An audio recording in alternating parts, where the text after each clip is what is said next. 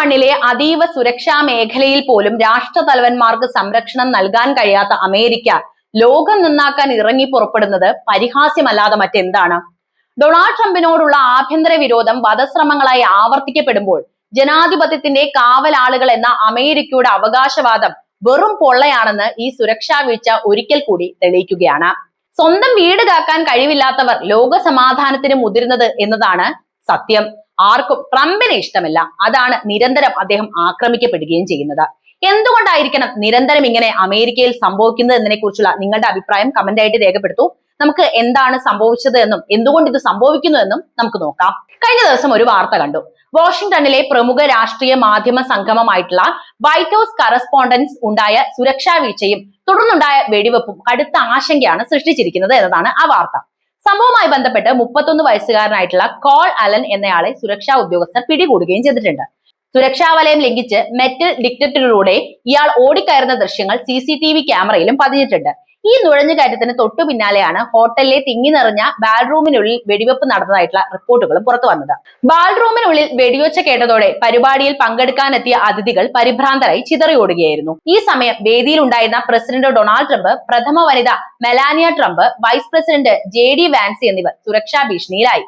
സംഭവ സ്ഥലത്തുണ്ടായിരുന്ന secret service ഏജന്റുമാർ മിന്നൽ വേഗത്തിൽ ഇടപെടുകയും പ്രസിഡന്റിനെയും പ്രഥമ വനിതയെയും സുരക്ഷാ കവചമൊരുക്കി വേദിയിൽ നിന്ന് മാറ്റാൻ ശ്രമിക്കുകയും ചെയ്തു. തിങ്ങി നിറഞ്ഞ ജനക്കൂട്ടത്തിനിടയിലൂടെ പ്രമുഖരെ സുരക്ഷിത സ്ഥാനത്തേക്ക് മാറ്റുന്നത് ഏജന്റുമാർക്ക് വലിയ വെല്ലുവിളിയാണ് ഉയർത്തിയത്. അമേരിക്കൻ ഭരണകൂടത്തിലെയും മാധ്യമരംഗത്തെയും ഉന്നതർ ഒത്തുചേർന്ന ഒരു ചടങ്ങിൽ ഇത്തരം ഒരു വലിയ സുരക്ഷാ വീഴ്ച ഉണ്ടായത് വലിയ ചർച്ചകൾക്ക് വഴി തെളിയിച്ചിട്ടുണ്ട്. അതീവ സുരക്ഷാ മേഖലയായി കണക്കാക്കപ്പെടുന്ന ഇവിടെ ഒരു വ്യക്തിക്ക് സുരക്ഷാ പരിശോധനകൾ വെട്ടിച്ച് ഇത്രയും ഉള്ളിലേക്ക് പ്രവേശിക്കാൻ സാധിച്ചത് ഗൗരവകരമായ പിഴവായിട്ട് തന്നെയാണ് വിലയിരുത്തപ്പെടുന്നത്. നിലവിൽ കോൾ അലനെ ചോദ്യം ചെയ്തു വരികയാണെന്നും സംഭവത്തിന് പിന്നിലെ കൃത്യമായ ലക്ഷ്യങ്ങൾ കണ്ടെത്താൻ അന്വേഷണം പുരോഗമിക്കുകയാണ് എന്നുമാണ് അധികൃതർ അറിയിച്ചത്. സുരക്ഷാ ക്രമീകരണങ്ങളിലെ പോരായ്മകളെ കുറിച്ച് സീക്രട്ട് സർവീസ് ആഭ്യന്തര അന്വേഷണവും ആരംഭിച്ചിട്ടുണ്ട്. ബാൽറൂമിനുള്ളിൽ അരാജകത്വം പടർന്നതോടെ സീക്രട്ട് സർവീസ് ഏജന്റുമാർ ഉടനടി ഇടപെട്ട് പ്രസിഡന്റ് ഡൊണാൾഡ് ട്രംപിനെയും പ്രഥമ വനിത മെലാനിയെയും വേദിയിൽ നിന്ന് മാറ്റാൻ ശ്രമിച്ചതുകൊണ്ടാണ് അപകടങ്ങൾ ഒഴിഞ്ഞു മാറിയത്. എന്നാൽ പെട്ടെന്ന് തന്നെ വേദി വിടാൻ പ്രസിഡന്റ് തയ്യാറായിരുന്നില്ല. അവിടെ എന്താണ് സംഭവിക്കുന്നതെന്ന് കൃത്യമായി മനസ്സിലാക്കിയ ശേഷം മതി പിന്മാറ്റം എന്നതായിരുന്നു അദ്ദേഹത്തിന്റെ നിലപാട്. ഒടുവിൽ ഏജന്റുമാരുടെ കടുത്ത നിർബന്ധത്തിന് വഴങ്ങിയാണ് അദ്ദേഹം വേദി ഒഴിഞ്ഞു പോയത്. അമേരിക്കൻ പ്രസിഡന്റ് എന്ന നിലയിൽ ഇത് ആദ്യമായിട്ടാണ് ട്രംപ് വാർഷിക വിരുന്നിൽ പങ്കെടുക്കുന്നത് എന്ന പ്രത്യേകതയും ഈ ചടങ്ങിനുണ്ടായിരുന്നു. അപ്പോഴാണ് ഇങ്ങനെ ഒരു സംഭവം ഉണ്ടാകുന്നത്. കാലിഫോർണിയ സ്വദേശിയായ കോൾ അലനെ സുരക്ഷാ ഉദ്യോഗസ്ഥർ കീഴ്പ്പെടുത്തിയിട്ടുണ്ട്. ഇയാളുടെ കാലിഫോർണിയയിലെ വീട്ടിൽ പോലീസ് വിശദമായ പരിശോധനയും നടത്തി വരികയാണ്. അലൻ ഒരു മാനിഫെസ്റ്റോ തയ്യാറാക്കിയിരുന്നതായും തീവ്രമായ ആശയപരമായ മാറ്റങ്ങളിലൂടെയാണ് അയാൾ കടന്നു പോകുന്നതായിട്ടും പ്രസിഡന്റ് ട്രംപ് പിന്നീട് വെളിപ്പെടുത്തിയിട്ടുണ്ട്. അലന്റെ പെരുമാറ്റത്തിൽ സംശയം തോന്നി സഹോദരൻ തന്നെ പോലീസിൽ ഈ വിവരം അറിയിച്ചിരുന്നു എന്നാണ് റിപ്പോർട്ടുകൾ പറയുന്നത്. അമേരിക്കൻ ഭരണഘടനയുടെ 1ാം ഭേദഗതിയുടെ ആഘോഷമായി കണക്കാക്കപ്പെട്ടിരുന്ന ഈ വിരുന്ന് ഒടുവിൽ വലിയ സുരക്ഷാ ഭീഷണിക്കും സംഘർഷത്തിനുമാണ് സാക്ഷ്യം വഹിച്ചത് എന്നതാണ് യാഥാർത്ഥ്യം. ക്യാബിനറ്റ് അംഗങ്ങളും പ്രമുഖ നേതാക്കളും ജീവൻ രക്ഷിക്കാനായി ചിതറി ഓടേണ്ടി വന്ന സാഹചര്യം അമേരിക്കൻ സുരക്ഷാ സംവിധാനങ്ങളെ സംബന്ധിച്ചിടത്തോളം വലിയ ചോദ്യചിഹ്നം തന്നെയാണ് ഉയർത്തുന്നത്. കാരണം പല രാജ്യങ്ങൾക്കും സുരക്ഷ ഒരുക്കി കൊടുക്കുന്ന അമേരിക്കയിലാണ് ഈ സംഭവം നടക്കുന്നത്. വൈറ്റ് ഹൗസിൽ നടന്ന ഈ ഡിന്നറിനിടെ അരങ്ങേറിയ നാടകീയ സംഭവങ്ങളെ കുറിച്ച് കൂടുതൽ വിശദമായി പരിശോധിച്ചാൽ കോൾ അലൻ എന്ന വ്യക്തി പ്രസിഡന്റ് ഡൊണാൾഡ് ട്രംപിനെ തന്നെയാണ് ലക്ഷ്യം വെച്ചിരുന്നത് എന്ന കാര്യം നമുക്ക് വ്യക്തമാകും. സംഭവ സ്ഥലത്ത് നിന്ന് സുരക്ഷാ ഉദ്യോഗസ്ഥർ പിടിച്ചെടുത്ത അലന്റെ പക്കൽ ഉണ്ടായിരുന്ന മാനിഫെസ്റ്റോയിൽ ട്രംപ് ഭരണകൂടത്തോടുള്ള കടുത്ത വിരോധം രേഖപ്പെടുത്തിയിട്ടുണ്ട്. സ്വയം ഒരു സൗഹൃദ ഫെഡറൽ കൊലയാളി എന്ന് വിശേഷിപ്പിച്ചുകൊണ്ട് ട്രംപിനെ പോലെയുള്ള ഭരണാധികാരികളെ നീക്കം ചെയ്യുക എന്നതായിരുന്നു തന്റെ ലക്ഷ്യമെന്ന് ഇയാൾ കുറിപ്പുകളിൽ വ്യക്തമായിട്ട് എഴുതി വെച്ചിട്ടുണ്ട്. ആക്രമണം നടത്താൻ കൃത്യമായ തയ്യാറെടുപ്പ് കൂടി തന്നെയാണ് അലൻ എത്തിയത് എന്നാണ് ഇയാളുടെ പക്കൽ നിന്ന് കണ്ടെടുത്ത ആയുധങ്ങൾ തെളിയിക്കുന്നത്. ഒരു ഷോട്ട് ഗൺ, പിസ്റ്റൾ, ഒന്നിലധികം കഠാരകൾ എന്നിവയുമാണ് ഇയാൾ അതീവ സുരക്ഷാ മേഖലയിലേക്ക് അതിക്രമിച്ചു കയറിയത്. ക്രൈസ്തവ വിശ്വാസികളിൽ നിന്ന് തീവ്രമായ ക്രൈസ്തവ വിരുദ്ധ നിലപാടുകളിലേക്കും രാഷ്ട്രീയ വിദ്വേഷത്തിലേക്കും മാറിയ അലൻ ട്രംപിനെ ഒരു രാഷ്ട്രീയ ശത്രുവായിട്ട് തന്നെയാണ് നോക്കിക്കണ്ടിരുന്നത്. 2024 ഇയാൾ ഡെമോക്രാറ്റിക് പാർട്ടിക്ക് സാമ്പത്തിക സഹായം നൽകിയിരുന്നതായും അന്വേഷണത്തിൽ കണ്ടെത്തുന്നുണ്ട്. അതായത് വർഷങ്ങളായി ട്രംപ് എന്ന് പറയുന്നത് അദ്ദേഹത്തെ സംബന്ധിച്ച് വലിയ ശത്രുവാണ്. അലന്റെ പെരുമാറ്റത്തിൽ അസ്വാഭാവികത തോന്നിയ സഹോദരൻ സംഭവത്തിന് മുൻപ് തന്നെ പോലീസിനെ വിവരം അറിയിച്ചിരുന്നു എന്നത് ഈ സംഭവത്തിന്റെ ഗൗരവം വർദ്ധിപ്പിക്കുന്നുണ്ട്. മുൻകൂട്ടി മുന്നറിയിപ്പുകൾ ലഭിച്ചിട്ടും വൈറ്റ് ഹൗസ് വിരുന്ന് പോലെ അതീവ സുരക്ഷയുള്ള ഒരു പരിപാടിയിൽ ഇത്തരമൊരു സുരക്ഷാ വീഴ്ച ഉണ്ടായത് വലിയ ആശങ്കയ്ക്കാണ് വഴിമരുന്നിട്ടത്.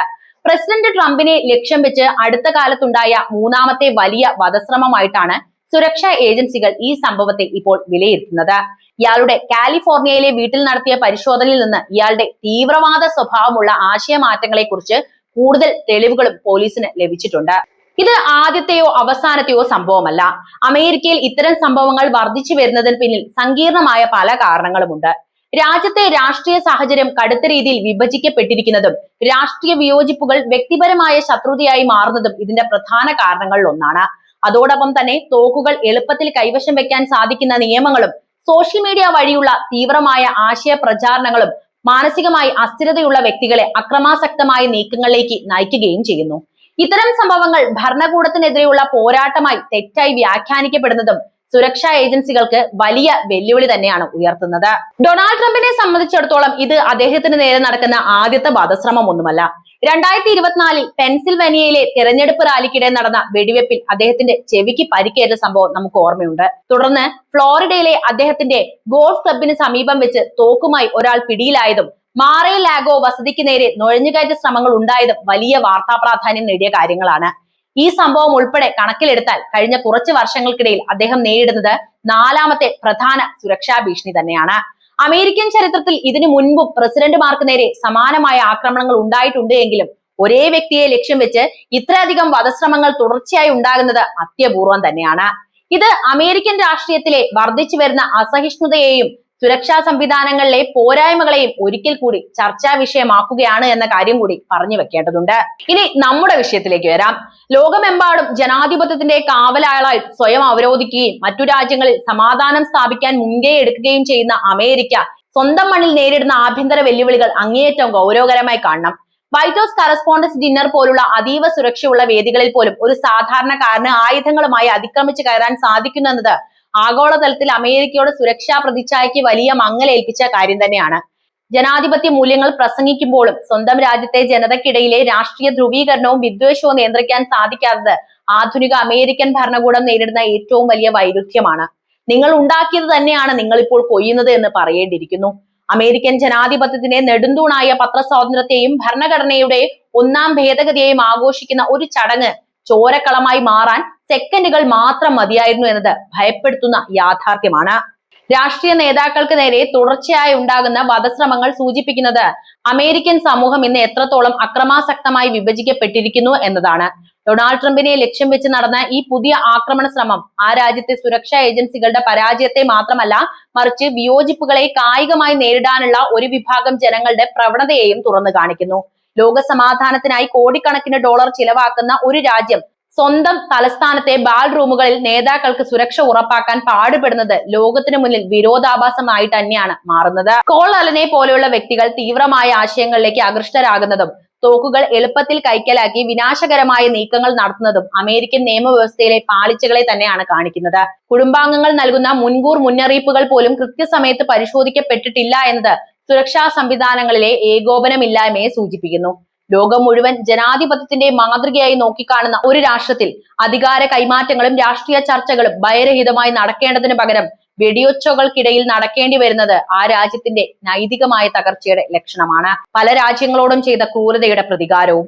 സ്വന്തം തട്ടകത്തിൽ സമാധാനം ഉറപ്പാക്കാൻ കഴിയാത്ത ഒരു രാഷ്ട്രത്തിന് എങ്ങനെയാണ് ലോകത്തിന് സമാധാനത്തിന്റെ പാഠങ്ങൾ പകർന്നു നൽകാൻ കഴിയുക എന്ന ചോദ്യം ഇപ്പോൾ ആഗോളതലത്തിൽ തന്നെ പ്രസക്തമാണ്.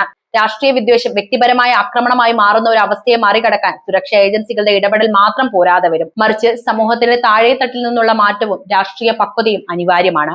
ഓരോ വധശ്രമവും പരാജയപ്പെട്ടേക്കാം, പക്ഷേ അവ അവശേഷിപ്പിക്കുന്ന ഭീതിയും അവിശ്വാസവും അമേരിക്കൻ ജനാധിപത്യത്തിന്റെ വേരുകളെയാണ് അറക്കുന്നത്. സമാധാനത്തിന്റെ ദൂതന്മാരായി വേഷമിടുന്നവർ ആദ്യം സ്വന്തം വീടിനുള്ളിൽ തീ അണയ്ക്കേണ്ടതുണ്ട് എന്ന തിരിച്ചറിവാണ് ഇത്തരം സംഭവങ്ങൾ നൽകുന്ന ഏറ്റവും വലിയ മുന്നറിയിപ്പ്. ഈ വിഷയത്തെക്കുറിച്ച് നിങ്ങൾക്ക് എന്താണ് പറയാനുള്ളത് എന്ന് കമന്റ് ആയിട്ട് രേഖപ്പെടുത്തുക.